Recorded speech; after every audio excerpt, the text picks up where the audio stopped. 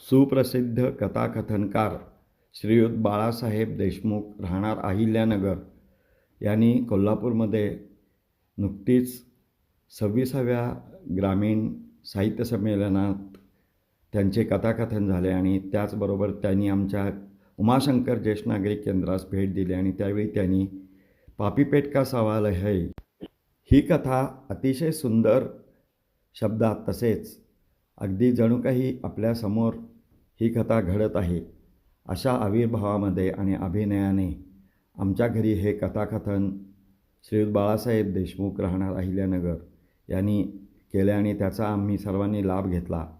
आणि विशेष म्हणजे यांच्या आजपर्यंत 400पेक्षा जास्त कथा ह्या कथाकथन कार्यक्रमामध्ये विविध ठिकाणी झालेल्या आहेत आणि आकाशवाणी केंद्रावर देखील त्यांचं कथाकथन नेहमी होत असतं आणि ते एक सुप्रसिद्ध असे कथाकथनकार असल्यामुळे आम्हाला त्यांचा अभिमान आहे. आणि विशेष करून त्यांनी आमच्या उमाशंकर सेवा केंद्र कोल्हापूर येथे आमच्या केंद्रास भेट देऊन आम्हाला त्यांच्या सहवासाचा लाभ मिळाला, त्याबद्दल आम्ही त्यांचे शतशः आभारी आहोत.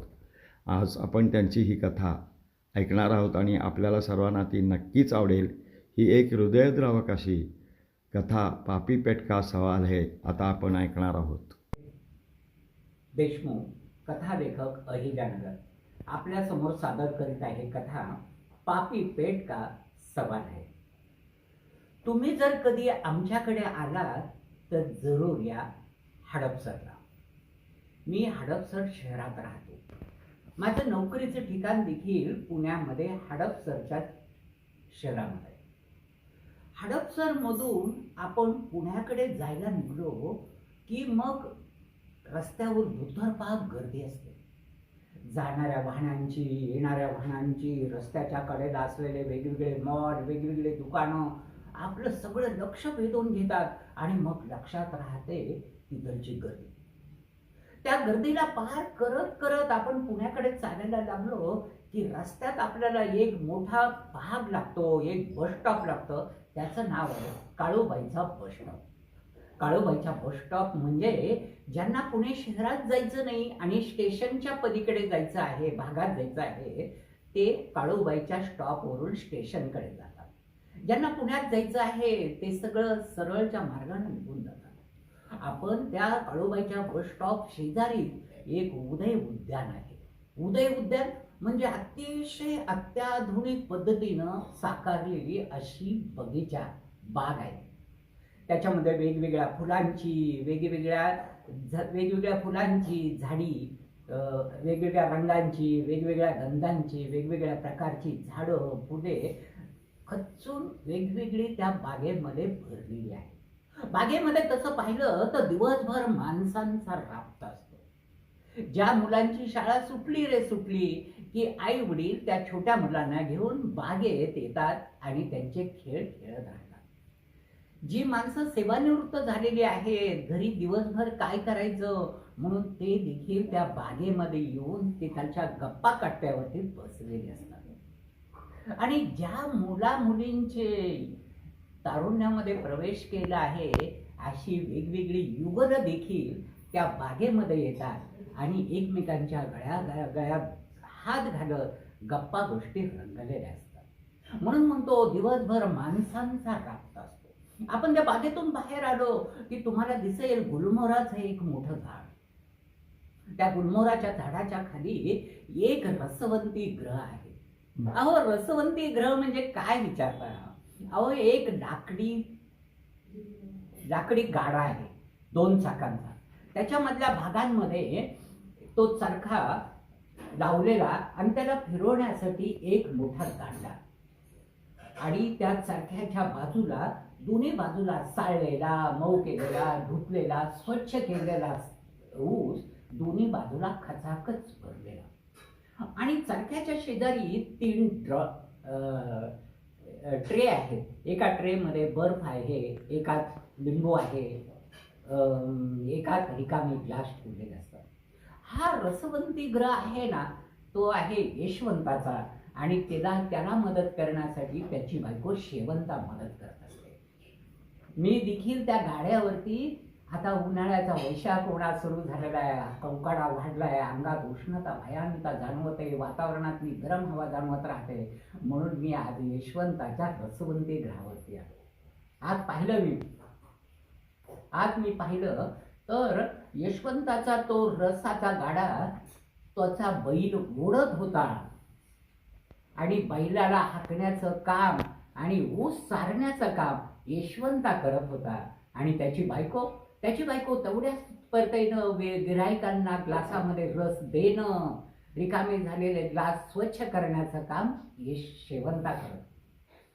मला त्यांचं ते कष्ट पाहिले आणि मग मनातून वाटलं की काय किती आपल्या जगण्यासाठी कशी धडपड करतात हे माझ्या लक्षात आलं. यानंतर मधला बराच कालावधी गेला आणि आज पुन्हा मला आज आठवण झाली की रसवंती ग्रहावरती आपण रस घ्यायला जायला हवं.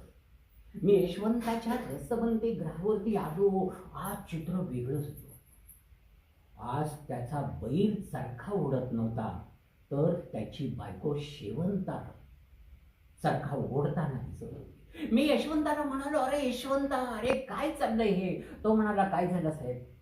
मी म्हणालो, अरे मी गेल्या वेळेस तुझ्याकडे रसवंती ग्रहावर रस पिण्यासाठी आलो, तर तुझा बैल रसवंती ग्रहाचा गाडा हाकताना गोलाकार फिरताना मी पाहिला. तू ऊस सारत होता आणि तुझी बायको रस देण्याचं कार्य करत होती. आज मात्र बैल नाही आणि तुझी बायको रसवंती ग्रहाचा गाडा हाकते आहे. तूच ऊस सारतो आहे आणि तूच वाटप करतो आहे. किती केविलवाणी गोष्ट आहे. तेव्हा तो यशवंता मला म्हणाला, साहेब, पापी पेटका सवाल आहे. मी म्हणालो, म्हणजे? अहो साहेब, काय सांगायचं? अहो, बैल होता ना, त्या बैलावरती आमच्या रसवंती ग्रहावरती आमची 15 ते 20 वर्ष अशी सुखाची निघून गेली. त्याच्यामध्ये म्हाताऱ्या आई वडिलांचं आजारपण आम्ही केलं, मुलांची 2 ते 3 मुलांची शिक्षण केली. माझा संसार देखील त्याच्यावरतीच उभारला गेला आणि आता माझी मुलं शाळा कॉलेजमध्ये जायला लागली. एवढा कालखंड त्या बैलाच्या जीवावरती गेला. मी म्हटलं, मग बैलाचं काय झालं? तो म्हणाला, असं गेल्या 15 दिवसापूर्वी बैल मेला आणि एक असा भयान अंधार आमच्या आयुष्यासमोर आणि आमच्या डोळ्यासमोर पसरला गेला. घरातलं एखादं रक्ताचं माणूस जावं, हाडामासाचं माणूस जावं, तसं दुःख आमच्या घरावरती कोसळलं. त्या रात्री आम्ही कोणीच झोपलो नाही. मग रात्रभर आमच्या डोक्यांमध्ये विचार येत राहिला की अरे, आपला इतक्या वर्षाचा संसार आणि रसवंती ग्रह चालवणारा बैल गेला, उद्या रसवंती ग्रह चालवायचं कसं? हा फार मोठा प्रश्न पडला. दुसरा दिवस आम्ही रात्र जागून काढली. सकाळी उठल्यानंतर 10 बाय 10चा एक JCBचा मोठा खड्डा खणला. त्याच्यामध्ये मीठ, चंदन, नवीन अगरबत्ती, फुलं, नवीन कापड असं सगळं वापरून आम्ही बैलांचे क्रियाकर्म त्या खड्ड्यांमध्ये केले. घरातल्या एखाद्या नात्यातल्या हाडा माणसाच्या, रक्ताच्या माणसाचे एखादे विधी करावेत ना, अगदी तसे विधी आम्ही बैलाचे त्या दिवशी केले. मी म्हटलं, अरे यशवंता, अरे बायकोला असं हाकणं, त्यांच्या नाजूकपणाला असं भयान काम देणं चांगलं नाही रे. बैल घ्यायला पाहिजे रे, बैल घ्यायला पाहिजे. हो साहेब, बैलाचे बाजारभाव 1 पाऊण लाखाला एक बैल झालाय.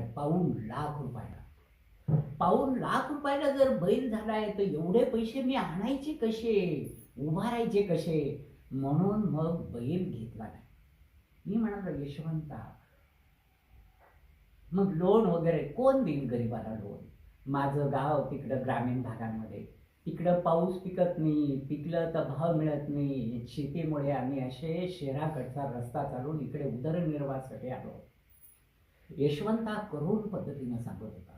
मग मी त्याला म्हणालो, मग काय ठरलं तुमचं? त्या दिवशी मी रात्री बायकोला प्रश्न विचारत राहिलो की तू सांग, आपला रसगाडा कसा हाकला जाईल, कसा चालवला जाईल?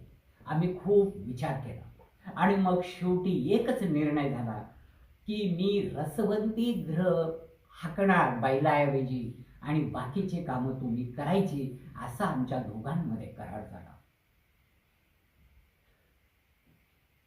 अरे बापरे, मी त्याचा तो प्रश्न ऐकला. मी त्याला म्हणालो, "अरे यशवंत, अरे काय भयान चित्र सांगतोयस तू, विदारक किती, अरे अंतःकरणाला असं नुसतं दरदरून घाम फुटतो रे." तेव्हा तो म्हणाला, "साहेब, पापी पेट का सवाल है." त्यानंतर मी त्याचा निरोप घेतला. मध्ये असे खूप दिवस गेले आणि पुन्हा एकदा मी पुणे शहराकडे जाताना मला यशवंताचा रसवंतीगृह दिसलं आणि पावलं आपोआप त्याच्या तिथे पडतली.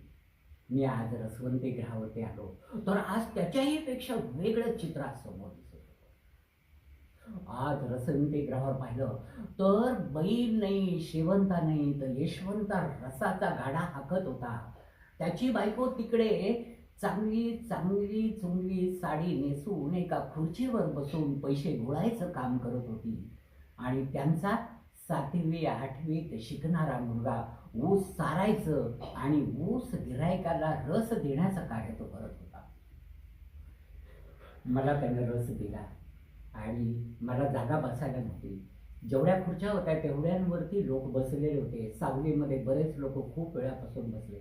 मी यशवंताला म्हणालो, "अरे यशवंता, हे सगळ्या लोकांना बसलेले एकदा रस दे, म्हणजे ते रस पितील, तुझं बिल देतील आणि ते निघून जातील, जेणेकरून आम्हाला तिथे बसता येईल."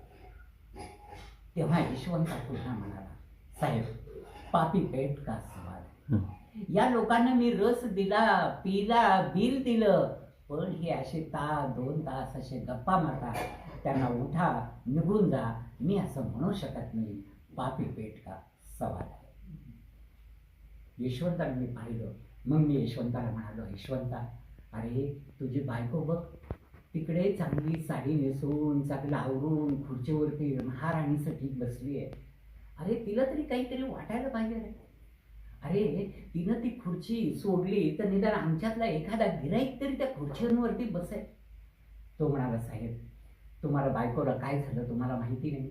माहिती आहे?" मी म्हणालो, "नाही." "मग बसा तुम्ही." मग त्यांनी एक स्वच्छ ग्लास धुवून पाणी भरून त्याच्यामध्ये बर्फ टाकून मला प्यायला दिलं. मग मी यशवंताला म्हणालो, "यशवंत, तू बायकोची कोणती तरी हकीकत सांगणार होतास, काय झालं?" मग तो म्हणाला, "साहेब, एक दिवशी रसवंतीगृह शेवंता गोलाकार तो रहाटगाडगं फिरवत होती आणि एक एकदम शाळा सुटली शनिवारची आणि मुलांना अर्धी शाळा झाल्यानंतर सुट्टी होती. सगळ्या शाळांची गर्दी, सगळ्या मुलांची गर्दी, सगळ्या पालकांची गर्दी रसवंतीगृहावरती झाली. प्रत्येक पालक, प्रत्येक विद्यार्थी, "आम्हाला अगोदर द्या, आम्ही लवकर आलो, आम्हाला घाई आहे, आम्हाला लवकर द्या," असा कलकलाट सुरू झाला. आणि मग मी भराभर ऊस सारत राहिलो. शेवंता भरभर रसवंतीगृह फिरवत होती, परंतु मागणी जास्त, घाई जास्त आणि रसवंतीगृह गोलाकार फिरून फिरून शेवंता कंटाळले. बैल जर कंटाळला तर काय करावं लागतं हे मला आठवलं. तसं मी उठलो. रसवंतीगृहाच्या दांड्यावरती एक चाबूक ठेवलेला होता. मी तो चाबूक घेतला आणि एखादा बैल जर भरभर भरभर फिरत नसेल तर तो घ्यायचा, हवेमध्ये गरगर गरगर फिरवायचा आणि सांदिशीने त्या बैलाच्या अंगावरती ओढायचा. बैल भरभर चालायला लागायचा. हे मला आठवलं. त्या दिवशी मी तेच केलं आणि वातावरणात एकदम किंकाळी फुटली. "धनी, मेले ना मी पाहिलो तर माझ्याकडून बसलेला चाबकाचा वार शेवंताच्या म्हणजे बायकोच्या अंगावरती पडलेला होता. मी म्हणालो, "पुढे?" "अहो काय सांगायचं साहेब, त्या दिवशीपासून ती जायबंदी झाली. तिच्या पायाची एक नस आखडली गेली आहे. तिच्या कमरेमध्ये वेदना होतात. तिला पटकन उठता येत नाही, पटकन हालचाल करता येत नाही. हे दुखणं आमच्या गरिबांना किती दिवस जाईल हे मला नाही सांगता येत." मी त्याचं ते करुण चित्र पाहिलं, त्यांची परिस्थिती पाहिली आणि सगळ्या गोष्टी पाहिल्या आणि मग मी त्याला म्हणालो, "अरे यशवंता, याच्याऐवजी एखादा दुसरा व्यवसाय करून बघ. किती यातना, किती गोष्टी, किती संकटांना तू सामोरा जातो." तेव्हा तो पुन्हा म्हणाला, "साहेब, पापी पेट का सवाल आहे." आता मी त्याचा तिथून निरोप घेतला आता मी ज्यावेळी ऑफिसला जातो किंवा ऑफिसमधून पुणे शहरात जातो त्या वेळेला मला वारंवार त्या गुलमोहराच्या झाडाखाली यशवंताचा रसवंती ग्रह दिसतो. शेवंता राट गाडगं फिरवत असते, यशवंता ऊस सारायचं काम करत असतो आणि त्यांचा 10वीत गेलेला मॅट्रिकला पास झालेला मुलगा सगळ्यांना रस द्यायचं काम करत असतो. मी बारकाईने त्यांच्याकडे पाहतो, सगळं खूप छान चाललेलं असतं. परंतु वातावरणातून माझ्या कानावरती शब्द येतच राहतात. पापी पेट का सवाल है, पापी पेट का सवाल है, पापी पेट का सवाल है. छान.